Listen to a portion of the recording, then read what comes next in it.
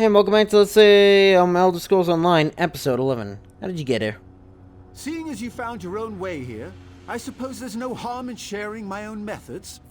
I just learned of a secret cave beneath the city of Mournhold that, until recently, was entirely inaccessible. Can you imagine? Yes, I can definitely imagine. Fearing that the tribunal might seal it again, I set off through the cavern as soon as I could. It pained me to leave my usual cohorts behind, but this duo, Kirith and Raynor, have performed admirably. Who are Kirith and Raynor? A pair of dark elf explorers. Like me, they delight in all things mechanical. Their youth and endless sibling rivalries can prove irksome, but what they lack in experience, they more than make up for in enthusiasm. Goodbye. Hope that wasn't yours, Guana. The Law of Gears. The Proctor Albacron, second innovator of the Sacred Flywheel. In Lord Set's name, these are the words of the Laws of Gears, annotated with one interpretation lesson each law teaches. Like a clockwork contraption that consists of many cogs and sprockets, most of our gears we never use. This is the first law of gears, which teaches that we are capable more than we believe. That's to crank the flywheel to turn the gears. The second law of gears is that nothing can be accomplished without hard work. If the work becomes gummed up, avoid grinding the gears. This is the third law of gears, which teaches us to think another way instead of blindly pressing forward. Perspiration and hard work turn the gears of invention. This is the fourth law of gears, which teaches that drudgery comes before inspiration. Having more than just another cog in the gears of reality. This is the fifth law of gears, which urges us to retrieve an impossible dream. You have to disassemble the mechanism before you can fiddle with the gears. This is the sixth law of gears, which teaches us to break a problem down to its core components before attempting to solve it. A pause or a hitch can cause a gear to slip. This is the seventh law of gears, which teaches us that interruptions are counterproductive. Only a gear turns smoothly. This is the eighth law of gears, which teaches us that training and fabrication and preparation are lubricants of innovation. All cogs and sprockets serve the great gear. This is the ninth law of gears, reminding us that we owe fealty and obedience to the Lord set above all else. Sequence of the words. Carrot soup. It's being imported.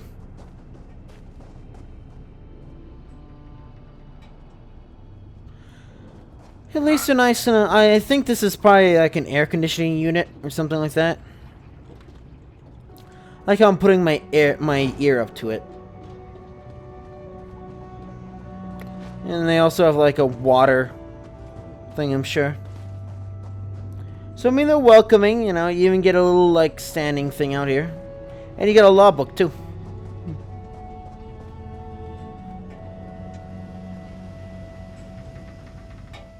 So that pompous high elf got his hooks in you too, huh?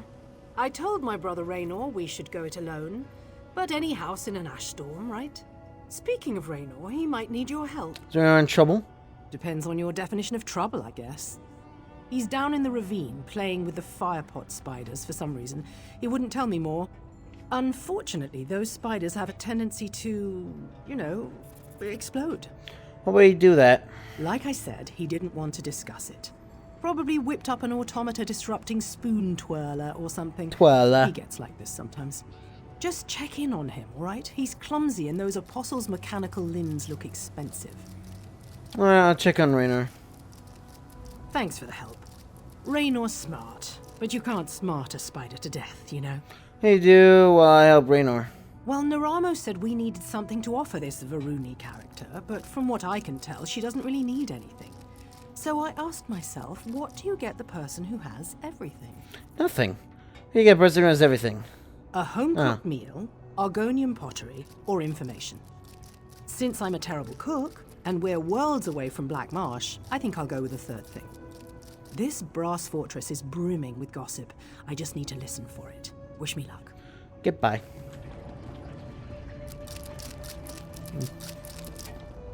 Sergeant Boldan, this one has the gold you requested. Will you still sponsor me? I gave you my word, didn't I? Come, Cat. We can discuss the specifics in my office. 1,000 blessings, Walker. Lankin has much to offer the brass fortress. Yes, I'm sure you do. Wow. Wait, so am I allowed to enter it or not? Because it's not telling me to stop. But I would rather not enter it and then get even more tarnished.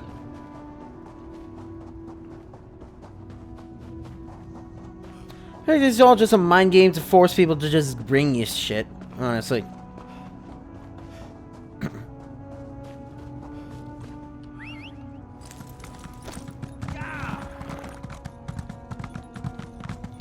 Oh, so the top bar is my own stamina. Bottom one is... I see now.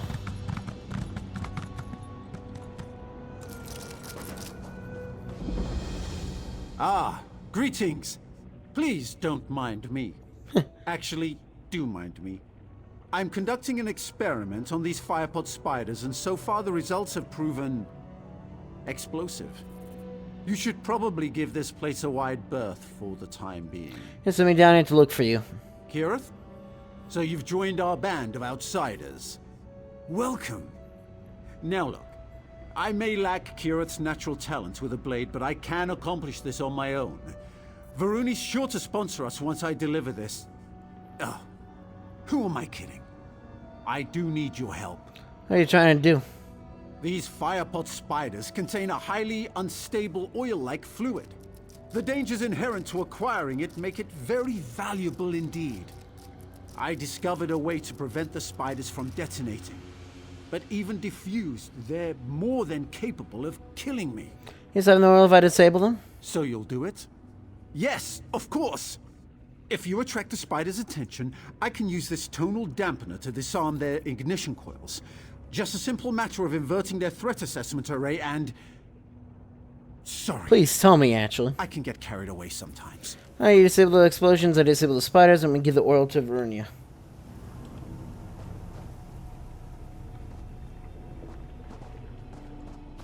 Alright.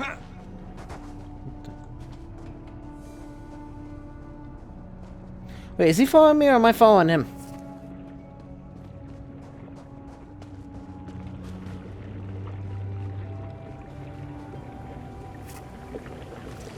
Hi.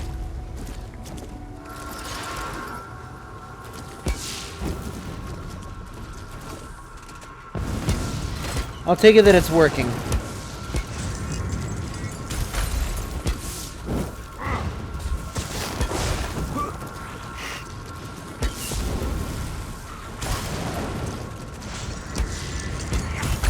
Expertly done.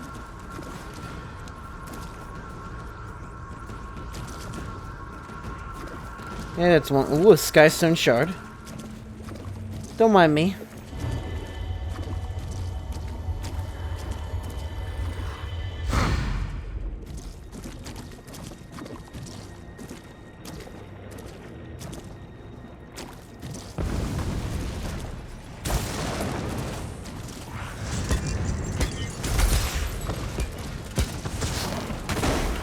I don't think this is gonna work. More oil. Excellent. Oh, it did.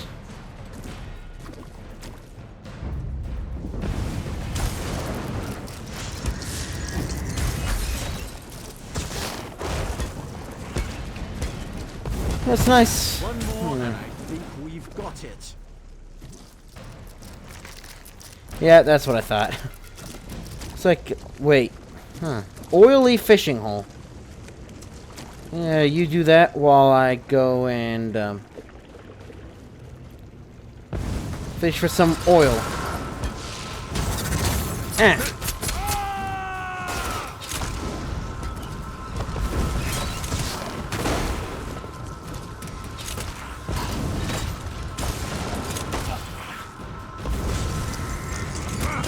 And that's the last of it. Oh. Excellent. That wasn't a fire pot thing, but okay.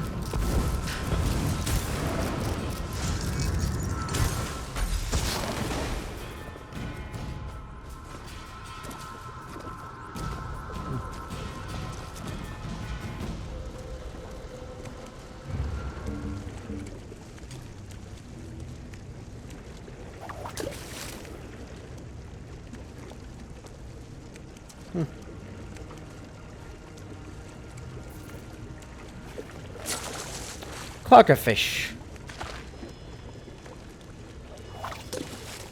A bamboo rod.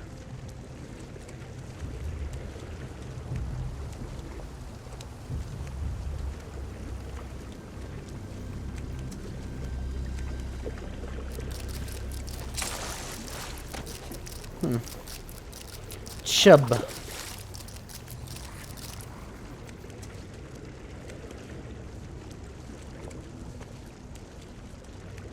Look, if I can do fishing for hours in RuneScape, I can do this.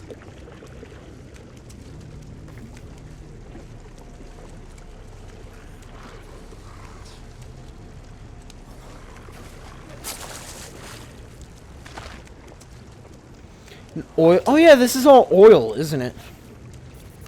Is this safe to be in?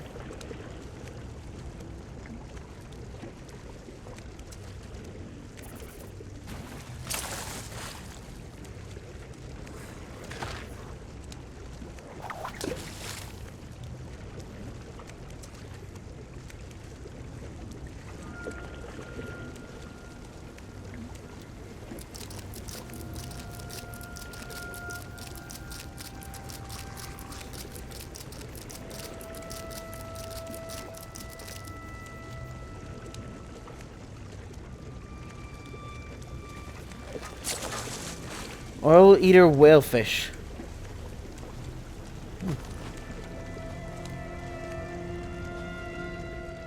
Brilliant! We really made short work of those spiders, didn't we? Here, you can carry the oil. Take this firepot oil. Take the oil to Varuni. Neramo said she has an office in the Clockwork Basilica. Hopefully this will be enough to earn a sponsorship. If you don't mind, I'll accompany you to the gate. Can't be too careful out here. Am I?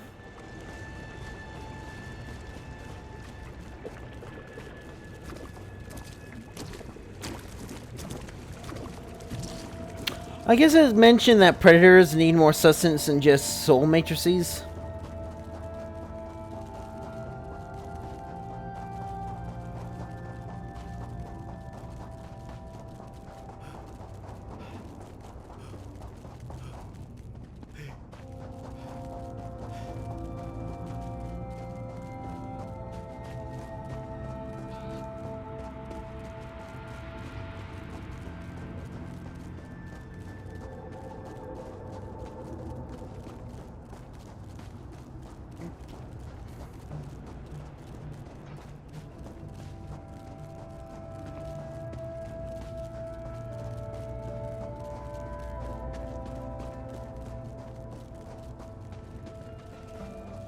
Again, thank you.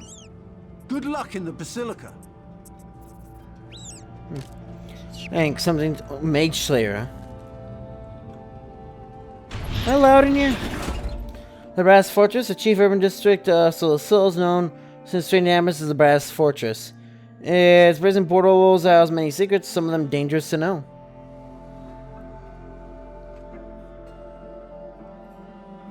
See, I've never been in here.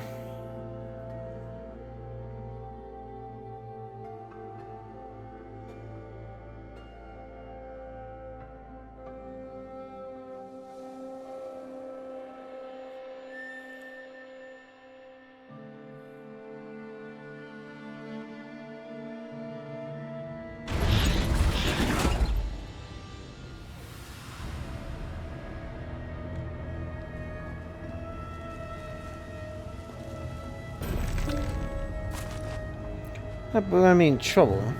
Oh. Oh! Add to non-combat pets. Huh.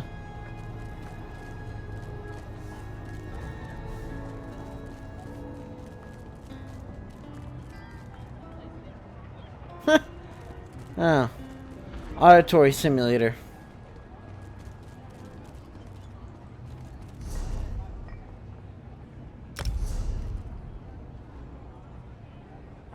The Silverfly is a common sight in the oil-slick ravines of the Clockwork City.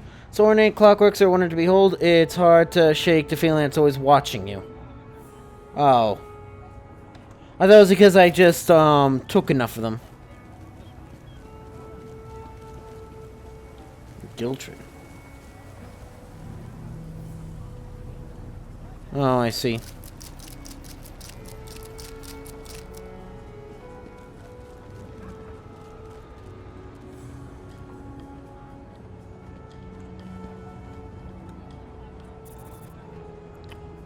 alive. No, you actually aren't. All prices have been calculated with current market trends. I'm sure they have been.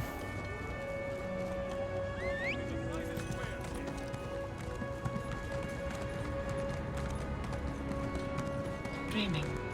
Soiled tablecloth. Washboard.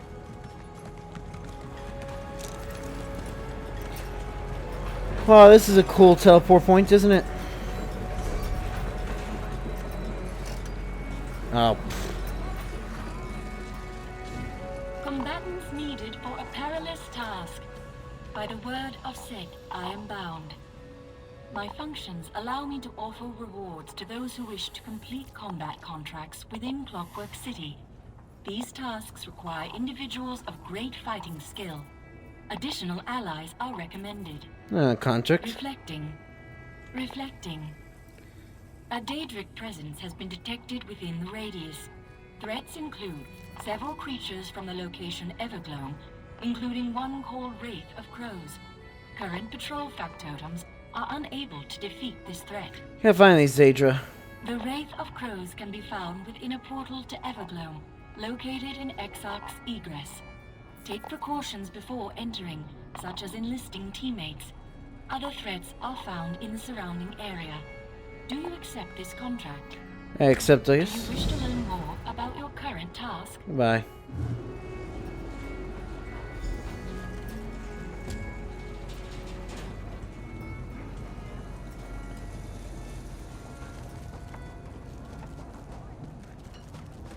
Looking for a forester and need us some extra gold.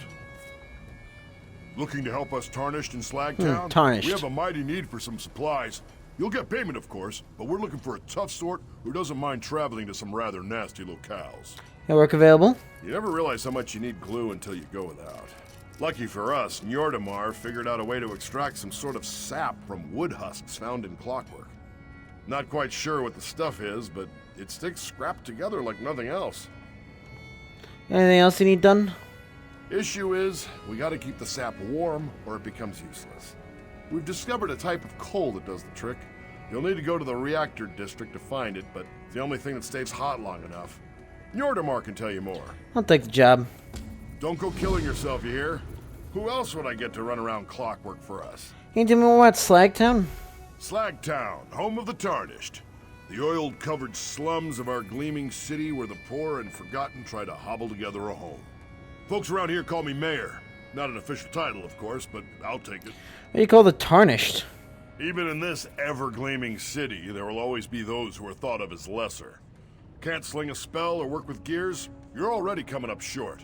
The residents of Slagtown, though, we're lower quality than even those folks. Why are you lower? Various reasons. We're orphans, degenerates, castaways. Abandoned and disgraced. No respectable trade to call our own or fancy shop to watch over. Put simply, we're unwanted. A spot of rust on the shiny brass of Clockwork. They become the mayor. Came upon the position naturally. I look out for people. Always have. It's up to me to keep stock of what supplies we have and try to get someone to help us find more. I'll even petition the apostles if the need around here gets too great. What do apostles do? Yeah. Never much, truth be told. They'll deliver medicinal supplies sometimes, or increase our daily water allowance. Once or twice I even convinced them to send a factotum for repairs, but that was more of a pain in the arse than it was worth. What do you mean to gather supplies? It's true our bellies never go empty, and I'm thankful for that, but Slagtown can't live off of gruel and a thin blanket. We work hard to get by on our own, and these supplies are needed to do just that. I'll admit, though, it can be dangerous work. Dangerous work? Maybe you haven't been here long, but I'm sure you noticed that Clockwork isn't the safest place in Tamriel. You'll have to go through some dangerous spots to collect these supplies. But hey, you look like you can handle yourself. Of course, with a risk. Well, depends on who you're asking. To me, most definitely. These supplies can drastically improve the quality of life here. It stops our little ones from shivering and helps our sick recover. It's worth every piece of gold I offer. Goodbye. This is awful to ask, but Am I going to become more tarnished if I help Slagtown? Because I don't really care, honestly. Daedra Worship, the Aliens, by Frostus of Eleanor. And while the Daedra are reviled and their worship forbidden among all civilized races of Tamriel are well understood, as a series of papers will show, are grounded in historical events. The opinions of the so-called academic who styles himself Lady Cinnabar, notwithstanding, and supporting my assertion is controversial and generally accepted by all accredited scholars of antiquity. The Almari, who have been first to begin organized worship of the Aedra, first to venerate the Daedra Lords. This probably began on a small scale among the Aliens, those elves who led Somerset House, has splinter cultures in central and southwest Tamriel. Some cases specifically to obey the structures of Almari regulation, right among many other things, the worship of Daedra. Taliad culture flourished, drawing ever further from Eleanor. In the last millennia of the Merithic era, Daedric worship took hold from among the Heartland High Elves. The Aedra were so widely revered, with probably the majority of the aliens continuing to pay them homage. A cult devoted to the various Daedric princes sprang up across Cyrodiil, tolerated and then celebrated. Unlike the Chimer, Aliens made no distinction between good and bad Daedra. Indeed, even some of the more heinous princes received mass venerations, especially when their worship stopped endorsed by alien kings and aristocrats. Widespread Daedra worship among the Heartland Elves was particularly ill news for the tribes of Nidic humans, who were then arriving in Tamriel. The aliens enslaved the immigrant tribes of men, at first occasionally, but then systematically, and then Nadic people found themselves subject to masters who, in cases, worshipped the princes, including those who encouraged slavery, domination, and cruelty. The aliens, the human thralls, found themselves the subject of such Daedra-inspired arts as flesh sculpture and gut gardening. In fact, the revulsion for Daedra worship that pervades most human cultures, Tamriel probably originated in this period. The Elysian slave revolt of the early First Era was largely fueled by desperate rage against the aliens' Daedra-inspired cruelty. The alien kings who aligned themselves with rebellion, largely Aedra worshippers. Before explains why once the aliens were overthrown, Queen Elysia incorporated the leading 11 Aedra into the First Empire's worship of the 8 divines, meaning Elven Aedra. In the Empire Cyrodiil, a lot of the worship of the Aedra princes and Daedra worshipping aliens were exterminated wherever they were found. Thus, by the middle of the First Age, large-scale Daedra worship was extinct in central Tamriel, and only among the Chimer in the northeast of the continent and among the Orcs, or even a pariah people, who worship Malakath or Moloch. As their god answer, elsewhere among men, mer, and beast people, worship survived only at the level of cults, which were more or less forbidden. Cinnabar's assertions, to the contrary, are so much horsewash.